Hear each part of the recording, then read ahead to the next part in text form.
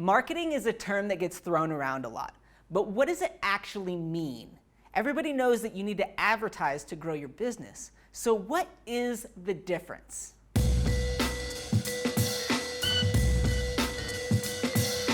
While advertising is the act of putting a promotion in front of somebody via email, billboard, or flyer, marketing is the way that you choose to relate to your audience. Today, we're going to give you a few reasons why you should think about your marketing in 2019. First off, it builds your brand. We live in a day and age where you have to have a Facebook page, you have to have a website in order to conduct business.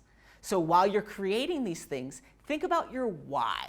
Think about what makes you unique. What are your strengths? What separates you from the competition? When you think about your why while you're creating content, it lets you connect with your potential audience on a deeper level, and that creates brand loyalty. Number two, it is the great equalizer.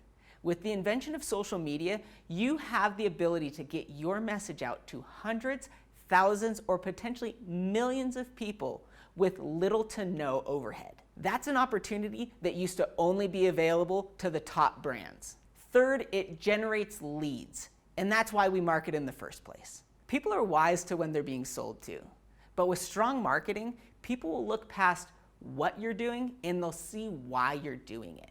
They'll want to do business with you because your values reflect their values. These are just a few things you can think about the next time you're contemplating your next business move. I hope you found these tips useful, and I hope I inspired you to think about your why and what makes you unique.